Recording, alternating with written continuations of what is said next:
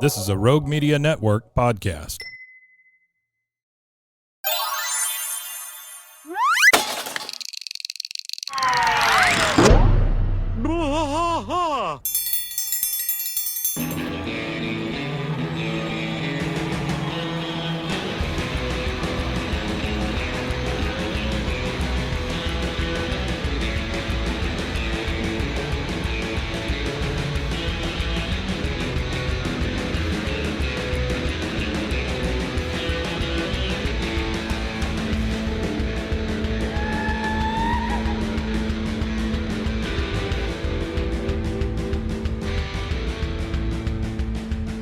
Bwaaa tracks fight all through the night, deep in the heart of Texas. The trailer park is nice and dark, deep in the heart of Texas. Cat drinks his brew and he spits his chew, deep in the heart of Texas.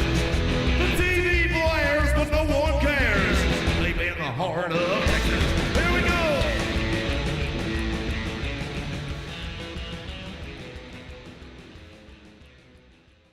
Hey, everybody. Welcome to Bwaaa, King of the Hill podcast. I am Mike. And I'm Rusty. Rusty, we have reached almost the end of the year, number one. Yeah, we're almost to the end of the year. But last week, we reached the end of season 4.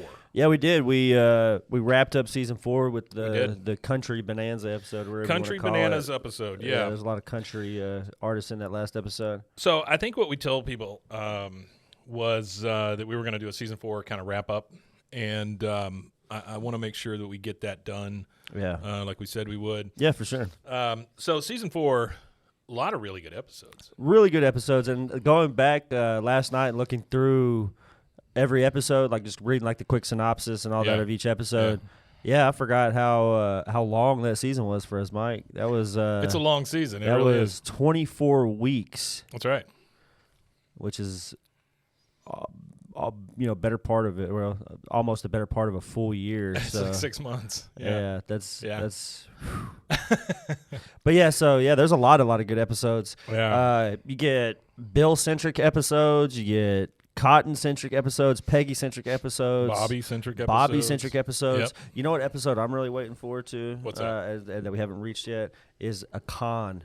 Jr. centric episode. Yeah. I like one of my favorite ones. I think it might be in season 5. It probably isn't now that I mention it, but it's the one where they do the bluegrass. Blue Moon of Kentucky, where keep she on starts shining. playing the fiddle rather than and the you get to violin. hear Boomhauer sing Blue Moon of Kentucky and stuff like that. In a clear voice. Yeah, well, with all this AI crap, they've done. People have taken that. Oliver Anthony song, that one about welfare and people eating brown rounds and all that or whatever. Right. They took Hank Hill's voice, and they've done one with Boomhauer too, where they AI'd their voice singing that song. Oh, that's cool. Anthem of the People. They really should have just had Hank sing that song and left it at that. I wanna bring one thing up before we dive into this season 4 thing. Yeah. You sent me a picture the other day of somebody that you want me to go after as far as being a sponsor. Oh, yeah. I saw some. I'm in all them groups on Facebook. There's like 40 King of the Hill groups. Shout out to anybody that's in those groups. If you're in that group, go join our King of the Hill group. Work. BWAAKOTH. That's our King of the Hill group on Facebook. Go check us out over there. But, so somebody had posted that in one of the Facebook groups I was in, and I saw it, and I was like, that's in Texas, and we're in Texas, and that is a crazy advertisement. Yeah, so it says it's in East Texas, and it is Circle Star Firearms. We sell firearms and firearm accessories, is what it says at the very top. And then there are 2 guys on this billboard, and I'm going to hold it up to the camera kind of, and then I'll describe it. But I don't know if you can see that or not. It looks suspiciously like... It looks a lot like Hank and and Dale. Yeah, so there's 2 guys, and they're standing in front of a fence. And it just says 4 miles on the right in Anderson. So Anderson, Texas, I guess. I don't know who these guys are, but what I would like to do is contact them and see if they'll come on the show. Yeah, that'd be great. Yeah, it'd be great to have them on fantastic. as guests, if nothing else. Yeah, if nothing else. Because to be honest with you guys, I called, and if you know a propane company and you live in Texas that you know somebody that works at, let us know. But I've called I called pretty much every propane business in Texas, Oklahoma, and Louisiana at one point. Like everything that I could think of to call, and nobody wanted to sponsor a King of the Hill podcast. That's a propane company. Yeah, it's weird. A lot of old guard. That's what it is. It's a lot of, for lack of a better word, it's a lot of boomers that still own these businesses, and a lot of them don't understand that their businesses thrive because it's a necessity. People need gas in rural areas. They need propane in rural areas, so it just thrives kind of on its own, and they don't really have to do a whole lot of marketing and stuff. In the past, they've probably thrown a TV spot. They probably used the newspaper. They probably sponsored the 4-H competition or something like that. Just think of how much. Just think of how many pamphlets you get in your mailbox for a gas company. Yeah. You don't ever get no pamphlets for gas companies. No, you really don't. So it's like a rural thing, So I get a lot feel of like it's just a weird market. I get a lot of Little Caesars. Little Caesars. Yeah. I get them Burger King coupons a lot. A lot of Burger King. Yeah. Here lately, Whataburger. Whataburgers. Yeah. By the way. It's coupon crazy at this point. I think they're suffering. I think they are too, because I think it's because that other company bought them. And they menu changed. Yeah. So I don't care what anybody says. Bottom line is Whataburger does not taste the same. It's not the same since it has been acquired. I feel like there's been some type of change in what they use as ingredients. They got cheaper ingredients or something. Well, yeah, I'm sure they're trying to drive up the profit margin now that now that they're corporately owned or whatever. Not that they weren't before, but they were more locally corporate. They were it's like a regional restaurant. Yeah. Now it's I get this giant mailer in the mail, and it's got like 40 coupons in it for stuff. And then all the teachers, every time, if you're a teacher, people are always shoving food coupons at you. Yeah. And so we got a couple of coupons for free taquitos, and then do they think y'all can't feed yourselves? Is that what it is? No, but teachers are starving. Give them coupons. It is a way to build a loyal fan base. I'm telling you that. Oh yeah, for sure. You give food to teachers, they are your friend. Oh, they'll pull up. Yeah. Yeah, because I remember that's about all they have to incentivize these days. Is a pizza party for you guys. Well, I'm not part of that group anymore. Yeah. But I remember Jimmy John's used to bring those little half sandwiches, Yeah. And they would put boxes of them in like the break room. Oh, he would demolish them. Well, yeah, they would demolish them, but me and the other art teacher, we would go and just like grab a couple of the boxes. Yeah. Because we and it wasn't. Yes, I ate some of the sandwiches. Don't get me wrong, but the vast majority of them we held back for kids later that day. Oh yeah. Because I'm telling you right now, you people listening, people watching. You don't know, you have no idea how many hungry kids there are in school. There are a lot of kids that go without eating. Oh, yeah. A lot of hungry kids, I'm sure. So we would get the breakfast in the morning, and we would hang on to all that stuff and shove it into a cabinet somewhere because all of it's, can't spoil. Yeah. Or not for a long time, but like cereal bars and, Yeah, just stuff like that. Cereal, stuff like that. Oranges, apples, we'd hang on to those kind of things. And then they got to the point where they would bring this cooler full of food for the kids every morning, right? Because everybody got a free breakfast, right? Yeah. But the problem is those kids don't want to eat that crap. It doesn't taste good. Well, a lot of it too is it's all wheat based. Well, not only that, in the state of Texas, the same companies that are providing food to our schools are the same companies that are contracted to provide food to our prison system, which is also the same companies that provide food to hospitals. So it's like this hospital, jail, food, school network thing. Yeah, it's just industrialized food. That's all it is. It is. Yeah. But anyway, we would hang on to a lot of that stuff. But they would make us send back whatever's uneaten.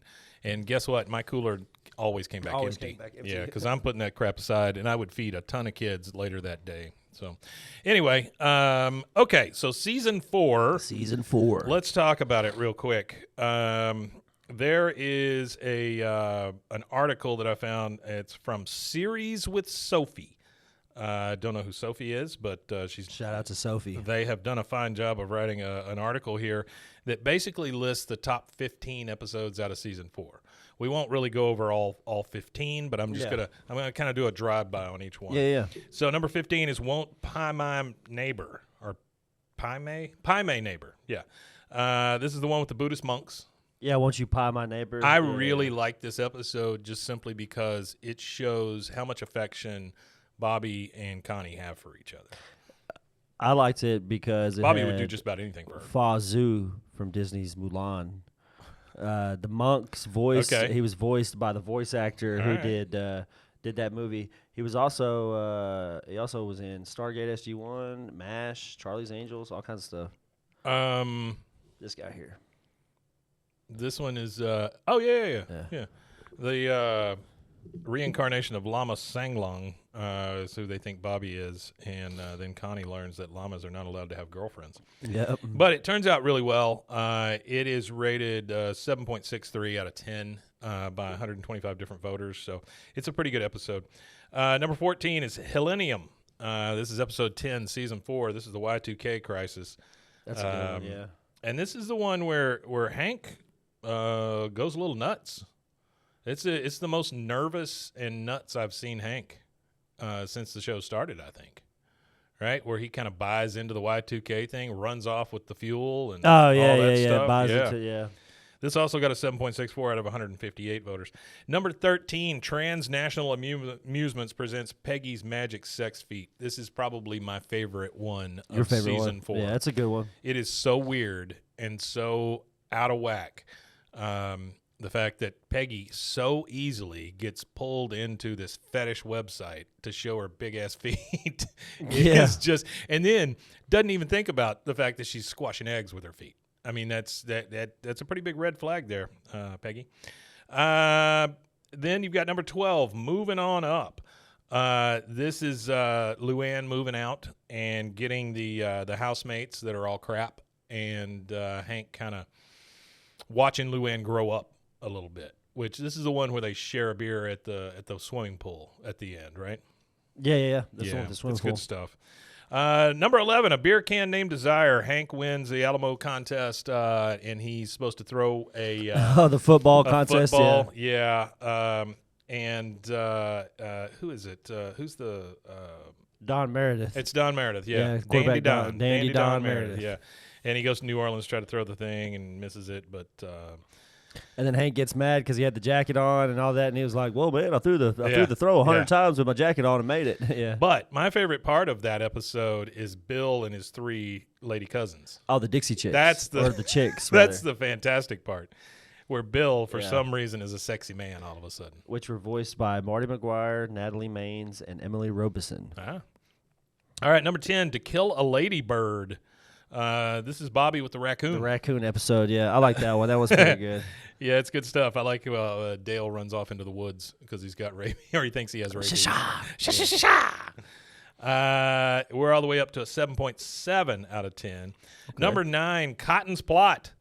That's one of my favorite ones. It is very good. This is one of my favorite ones. This is one that is who's his friend with the big Stinky. Is it Stinky or is it Potsy or Popsy? Pops. I thought it was Stinky. Somebody's going to be very mad that we can't Pretty remember sure it was his Stinky, name. wasn't it? Or I don't know. But I love when he goes and blows his cheeks cheeks it's out, just like a the blowfish. stupidest thing in the world. Yeah, but this ends up Peggy and Cotton kind of calling a truce. Yeah, that's what it is. It's pretty nice, honestly. I like that episode. Nancy's Boys, this one's okay. I'm not a huge fan of this because I feel like it makes Dale look super, super stupid. But it does prove how much he loves Nancy, though. This is the one where she basically breaks up with John Redcorn. Yeah, that's it, yeah. Yeah. I do like that she has to down a bunch of drinks before she starts even kissing to have Dale sex or with him, anything. yeah. Number 7, Bills are made to be broken. Bill's record for high school touchdowns is about to be broken. Oh, yeah, it's the one where they let him go. I've never understood. It's one of them ones that has to be like a fever dream or something because there's no way that high school football is ever going to let a grown man go back on a field for a record. Yeah, you wouldn't think so. No. The only thing I could compare it to is, you know how a lot of times they'll get special ed kids that want to play football or something. Yeah, and you see like the whole team kind of part. Yeah, they'll give them so a play they at can the get a end. touchdown. They'll give them a play or something at the end. Yeah, of the I think game. that's probably what they did for Bill. Yeah. I think Bill is just about one chromosome too short. Number 6, Naked Ambition. I like this one a lot too. Yeah, that's a good one. Bobby seeing Luann naked. I mean, I think that is fantastic. That's funny. Just to watch Bobby squirm and feel weird about it. Yeah. Yeah, he is. And then for Joseph to ask him questions about it, and then he's like, Joseph, "Oh no, yeah, Joseph's a weirdo." Joseph is gross in this thing, man. He's staring with binoculars and all that. Yeah. He's pissed off because the windows fog up. Speaking of uncomfortable, there is a show that I'm watching right now. It's called The Curse. It's got Nathan Fielder and Emma Stone.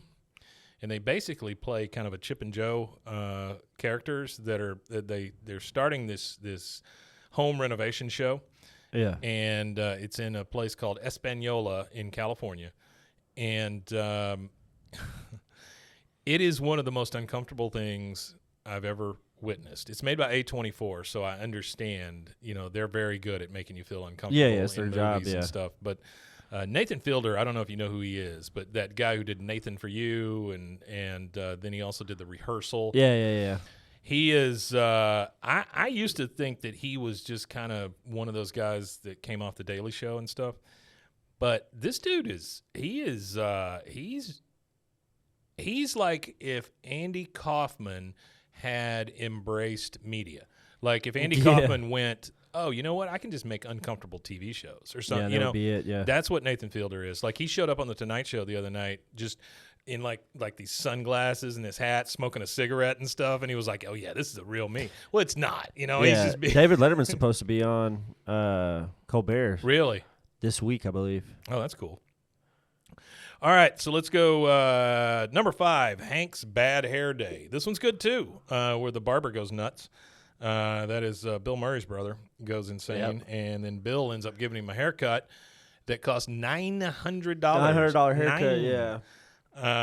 And then the Army base shuts it down, and Hank ends up coming to Bill's rescue, getting that chair at the auction, and then giving secret haircuts behind the curtain. Yeah, that wasteful government spending. Well, that's the thing with the military is that whatever budget they're given, they have to spend by the end of the year. So, well, that's almost everywhere. They buy, almost everywhere. Yeah. So, in order to keep their budget, it was always like that. Yeah, because you got to keep your budget. Because if you don't hit your budget, you don't get that much next they year. rebudget it, and then the next year you get less, and then you'll need it. So, it is the opposite way to do things. Yeah.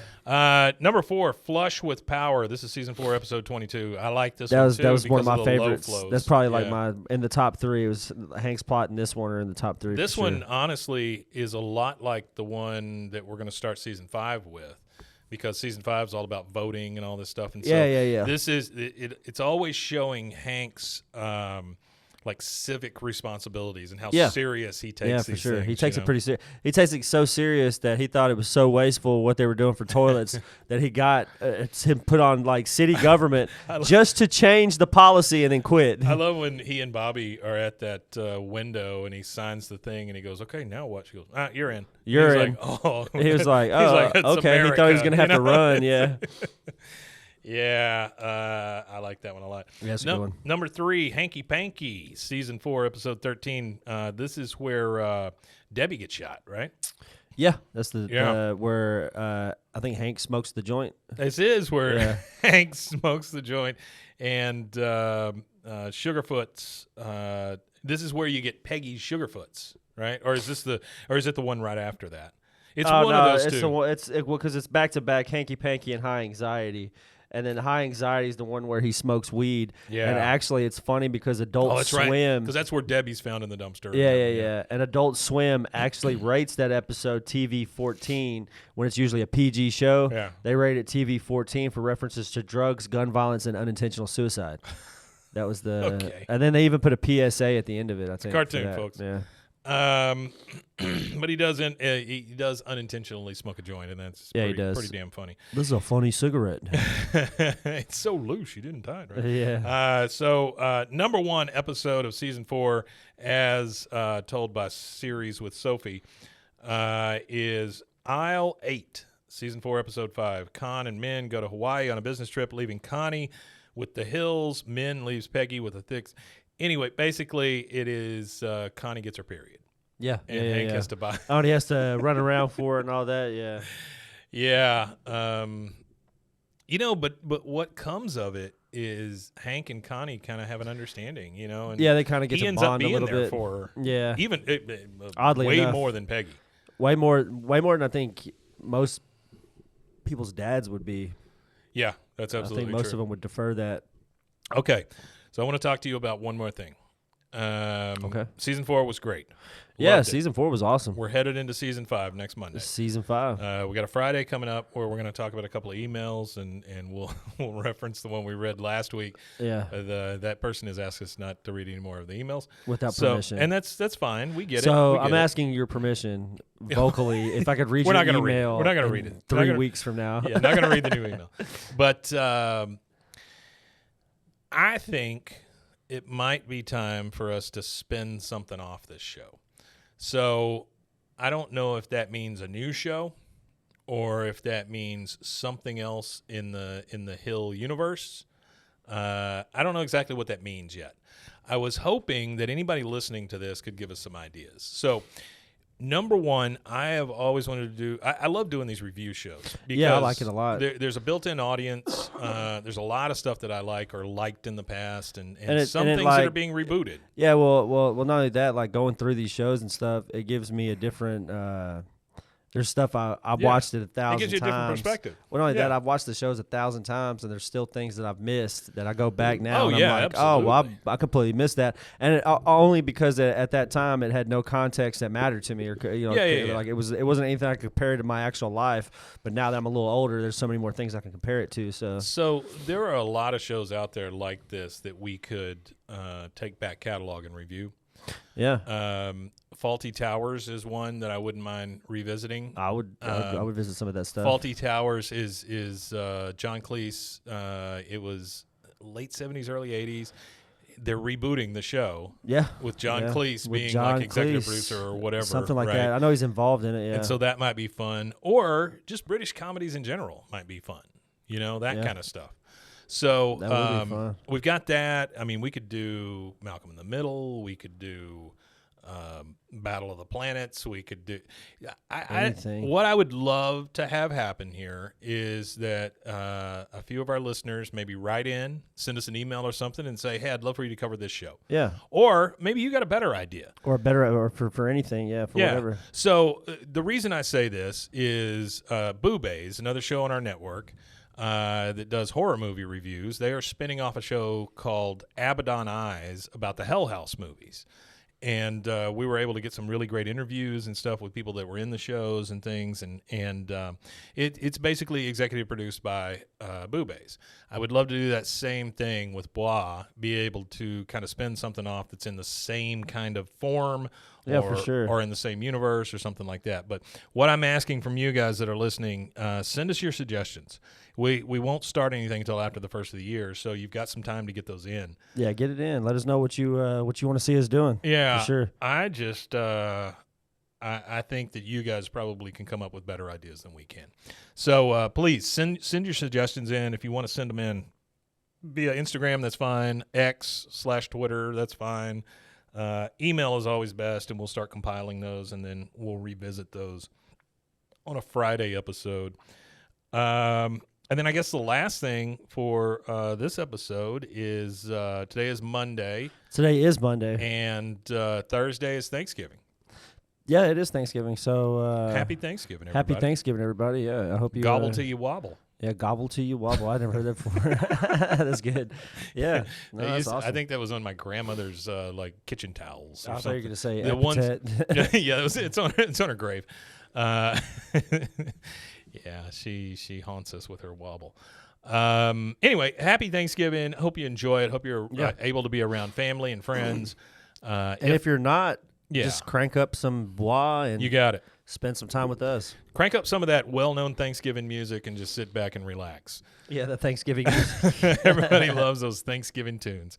And as a society, I'd like to apologize to the world that we started getting Christmas stuff out in September. Yeah, it gets. I don't know. Everybody says this every year. It gets earlier and earlier every year, but I don't think it does. I think it starts at the same time. I think it starts about the same time every year, but people just assume that it's coming. Yeah, out. It's like, oh, it's September. Oh, we're seeing Christmas stuff. Oh, they do it earlier and earlier. I will say that I saw Halloween stuff and Christmas stuff out at the same time. Well, it's like that Christmas in July crap they do in Hallmark. Oh, come on. That's just another time to spend money is all they're looking for. Or sell used cars. Yeah, something like that. Mattresses. All right, guys. Well, thank you very much for hanging with you. us through season 4. We will start season 5, episode 1, The Perils of Polling, next Monday, and then for this week, you'll hear us again on Black Friday, and Black Friday. We'll be here with some more stuff. I think we're going to do a comparison of King of the Hill and Bob's Burgers. So you get that to look forward to, or if you don't, then look forward to turkey on Thursday. And which will always be great. Yeah, and turkey. we will see you. Turkey. We'll see you on Friday. You can find us at there it is. bwaaakoth.com, or you can go to roguemedianetwork.com/bwaaakoth. All of these episodes can be found on youtube.com/bwaaakoth. And you're getting better at that. Matanye. You're getting a lot better at that. Yeah, I am. I am getting better at that. And I'm getting worse because I forgot to do it. Yeah, I forgot almost. I almost forgot. I was like, what are we missing? I was like, I started thinking about when I need to get my turkey out of the freezer so it'll be thawed out so I can fry it soon on Thursday. Soon. Yeah, it's probably tomorrow. Especially with all the moisture. You got to get all the moisture out of it, or not all of it out, but you don't want it to be wet. I don't, though. I don't truly fry it. I use one of those. Like a big air fryer. It is kind of like a big air fryer, but it's got. Anyway, the thing gets super hot. It basically fries a turkey without a oil. Yeah, we talked about that before. It's yeah, very good. Yeah. Oh, I can't wait. All right, guys. Y'all have a great Thanksgiving. Thanks again for being here. We Matanye. We Matanye indeed. Happy Thanksgiving.